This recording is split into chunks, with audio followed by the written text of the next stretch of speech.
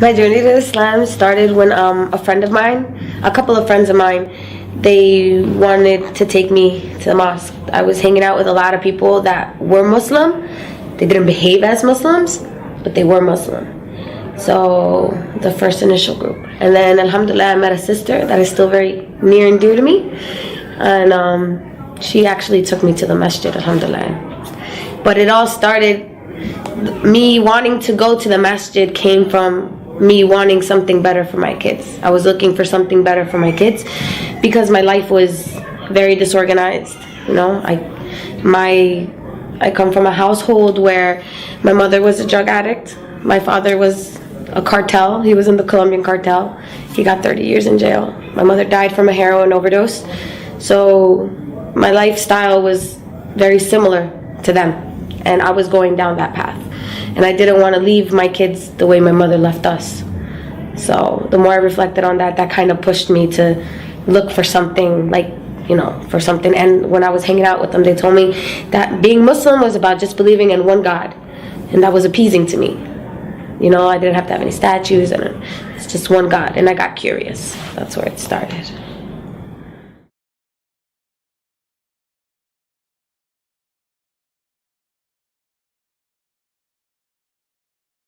The rest of my family did not react in a positive way to me being Muslim.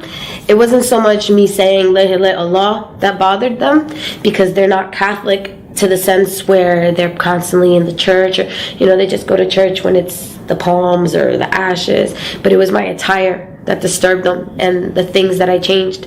I no longer was Natalie that came in with the coronas and was like, hey, party over here, you know. I was now Natalie who was like, assalamu alaikum, how are you? And they're like, they didn't understand when I didn't want to go to a barbecue because they had pork. They didn't understand when I didn't want to go because they were drinking. They didn't understand that I didn't celebrate birthdays and that I wasn't going to celebrate a birthday.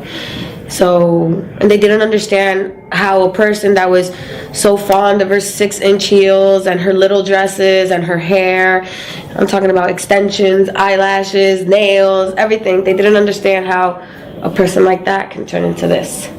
So they didn't recognize. One Christmas I went to visit them and they literally slammed the door in my face. They didn't recognize who I was. My cousin looked at me and was like, what the heck? So they didn't have a good reaction at first, but alhamdulillah, with time they came to accept it. It's just something you have to push through. You have to push through it, and eventually if you hold on to it hard enough, they'll accept it. You know, I compared my dress attire to that of the Virgin Mary. I'm like, how do you pray to her and it's okay for her to dress like that? This is supposed to be the person that you think is the greatest woman on earth, you know, and you don't want me to dress like her. And that kind of shut them up. And then after reflecting, I guess, for a while, they realized, they're like, well, you know what, if this means you're not leaving the house drunk, and they're not calling us to tell us you drove yourself into a tree, or that you're high or whatever, then we like you like this. So they don't like it. So one of my sisters doesn't speak to me to this day, but alhamdulillah, they accept it.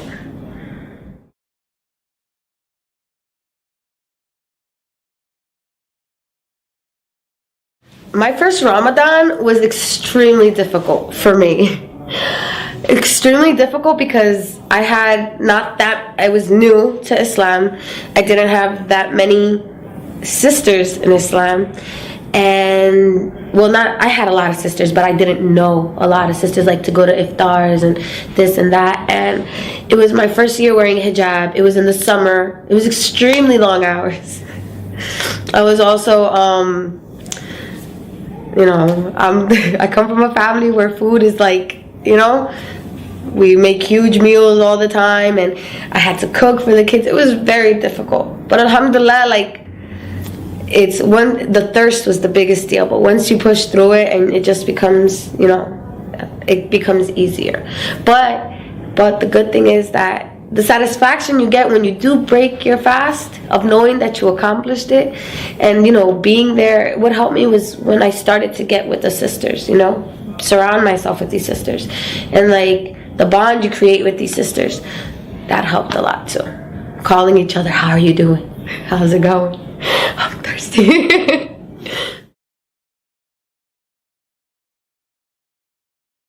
the one thing I love about Islam is I love my sisters in Islam. And I also love the promise of something better at the end, because nobody wants to do this forever, right? I love my sisters in Islam because they're closer to me than my blood sisters, always. Even before I was Muslim, the relationship that I had with my sisters, I can never compare to the relationships I have with my sisters in Islam. And I can say that that's for every single Muslim woman I know, revert, non-revert, like sisters in Islam, we're just, you know, it's not like the friends I had at the bar that you go there and, you know, you're friends while you're getting drunk and you're only there to hold each other's hair if you're throwing up. You know, these sisters, you know, they're there in the good, the bad, the pretty, the ugly, everything. You know, these sisters, even though they're not blood related to me, they're closer to my children than my family. They're closer to me than my family. So alhamdulillah, my favorite part is definitely my sisters in Islam.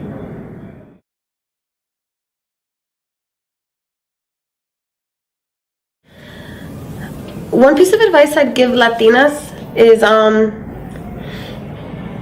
look, when you read the Quran, read it, and don't just read it, like reflect on it. You know, think about it. For Latinas, especially in my country, Colombia, it's very important, our appearance. You know, our hair, our makeup, like our whole society is about how these women look, you know. And that's the hardest thing. That's one thing that I know Latin women are like, what? Oh no, I'm not putting that on my head. I'm not walking around like that. No. You gotta think that you're more than that. You're more than what you look like. The person that looks at you has to see something else, you know, and you have to realize that you're striving for something better at the end.